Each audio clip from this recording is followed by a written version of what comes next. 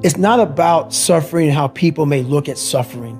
Like you have to just go to a place that just every day of your life is suffering. You have to tap into suffering every day of your life because we have so much scarring that we have to clean up. You have to look at suffering as almost like I look at failure. To succeed, you must fail. In failure and in suffering, all the answers are in there. All the answers to all the test questions. The test is your life. All the answers are in there. You don't have to live in suffering and pain and failure all the time. You have to learn, I need to visit it. Like people hate working out. You're only going to visit working out maybe an hour a day.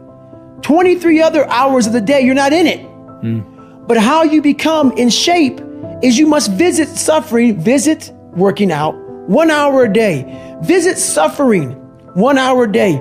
Visit your past failures 1 hour a day. The relationship with it is the answers are in there. They are in there. Within the suffering, go in there, and I call it the live autopsy. The live autopsy. How you find out someone died? They crack you open after you're dead. How you can live is do it while you're alive. Go back in your brain, crack it open while you're alive. Don't wait until you're dead to figure out why you died. Do it while you are living. Go in there, go into the suffering, go into the pain of your life and say, why did this suck for me so bad? Why am I afraid of all this stuff? Why have I shut down the whole world? I guarantee I'll tell you why you shut down the whole world. It's in these nooks of the suffering within your brain, in the scarring, are all the answers to why you are on the couch feeling sorry for yourself. They lie within the scars. Visit them for at least an hour a day, study them, and then you'll find out more about yourself. You will then grow. So don't look at it as every day I suffer. Go into it an hour a day. Learn from yourself, learn from life, learn from your failures, learn from your insecurities, learn from your self-doubt. Don't just say, I'm afraid to jump off an airplane. What makes you afraid of it? Study it. That's why I studied my mind. Why I became so powerful in the mind is because I realized I was weak. So instead of running away from the mind, I dove into it and said, what is making me weak? Oh, this makes sense. I came from hell. I came from a place that beat me down to nothing, which is why I'm afraid. All this makes sense. So systematically, one by one, I went back and met every single person in my mind, every situation. I went one-on-one with them again in my mind and said, okay, let's now revisit this. And that's how you do it. That's how it works. You are your present, future, and past are all important aspects of who you really are. Unfortunately, many people overlook at least one because they don't feel at peace with who and what they are. They find it hard to follow through on the goals they set. So that you can stick to your plans confidently, you have to get to know all parts of you. Face your past. Your past will shape who you become today. Your past influences your feelings and the natural responses of your brain to stimuli.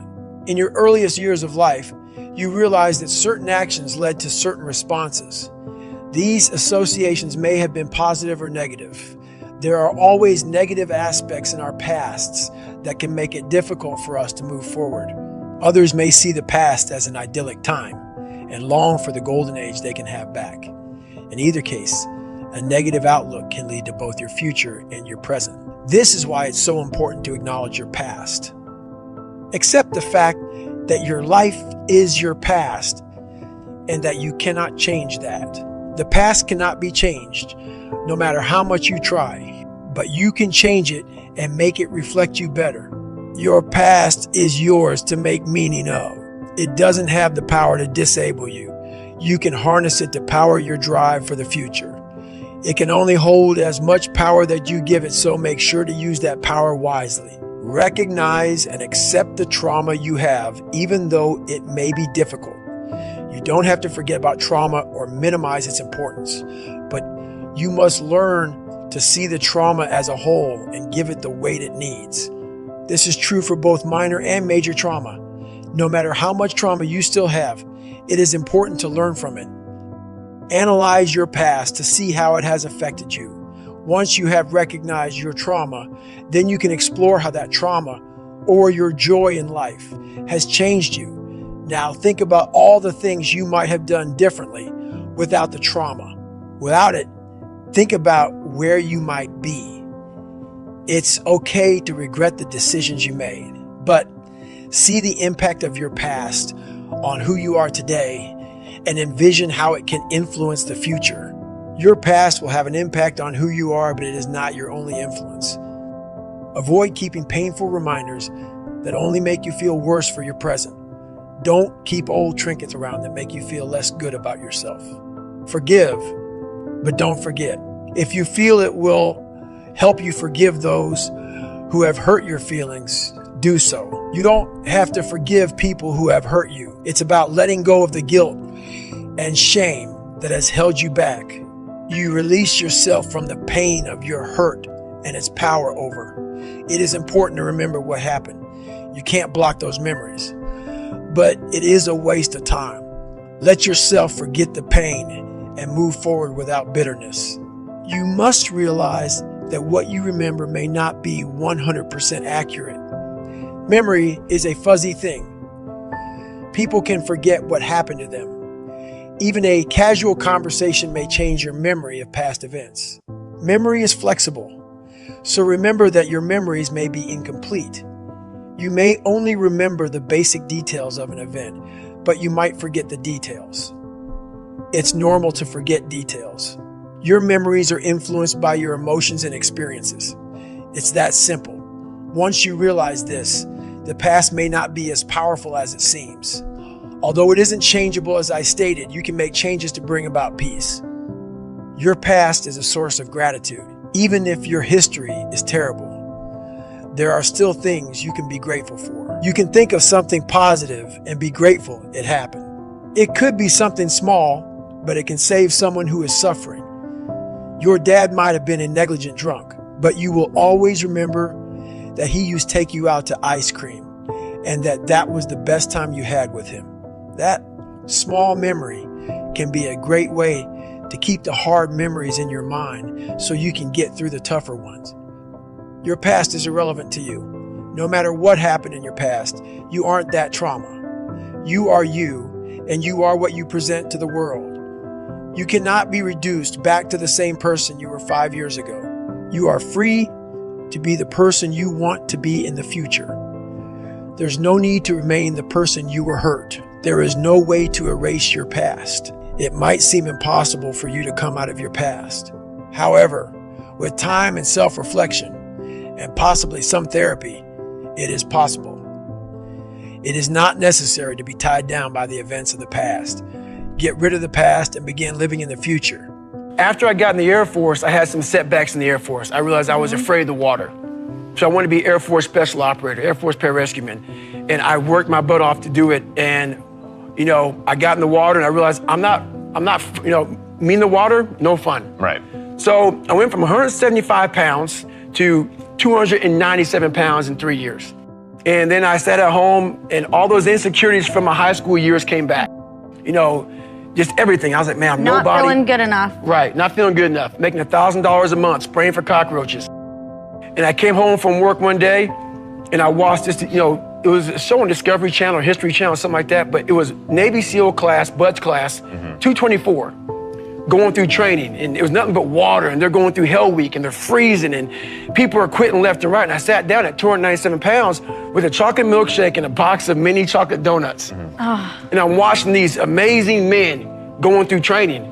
And I felt like, man, I have to now really start to overcome my fears, because I felt so small. Every day I had this haunting voice in my head saying, you're nothing, you're nothing. And I had to start conquering myself. Personal standards are the guidelines that you use to guide your life. Your personal standards can be used as a guideline, just like your purpose, but they are often shaped to your purpose. Your personal standards should be aligned with your purpose. It will encourage you to set personal standards that help you live in alignment to your purpose each day. Our society has many standards about how we should interact with each other and live.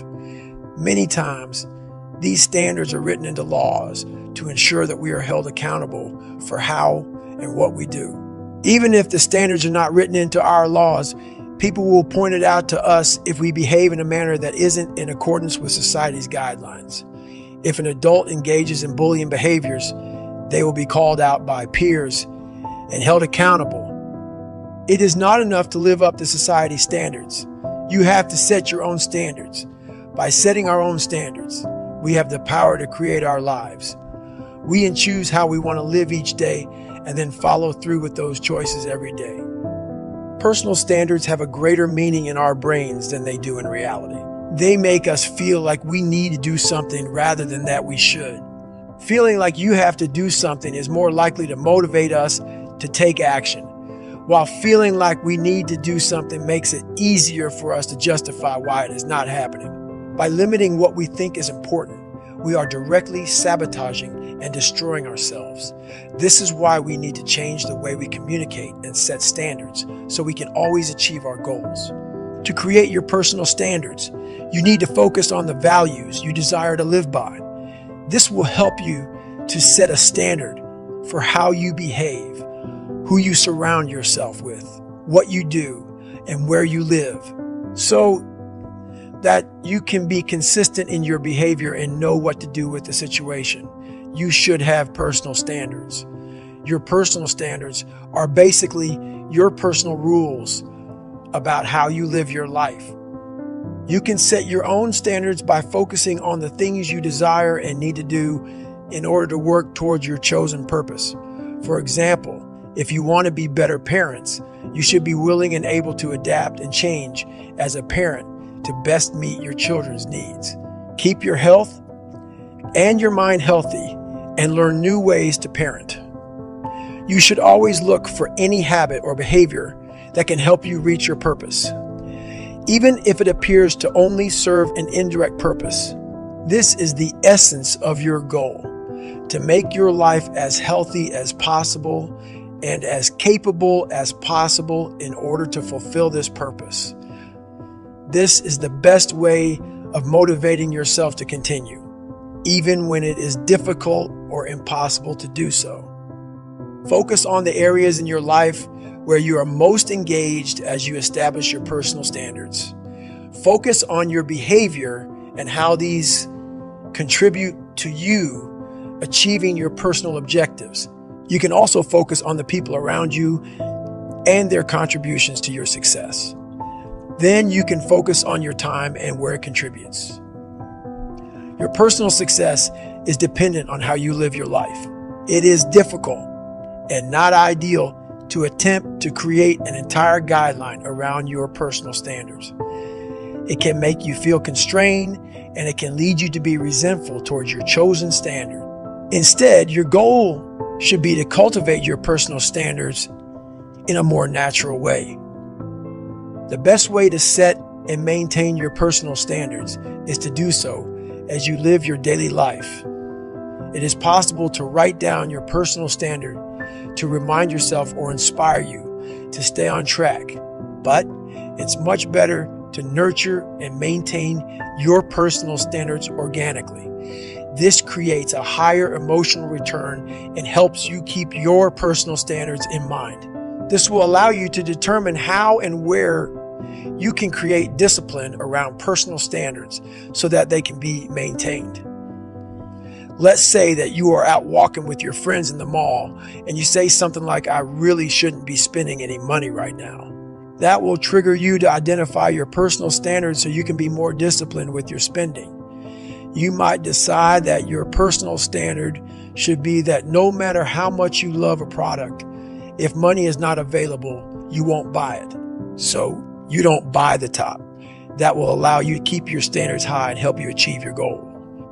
It is vital that you adhere to the standard you have set. Once you have done so, it is crucial that you follow through from this point forward. Keep yourself accountable by constantly being aware and conscious of your standards and how they relate to your goals.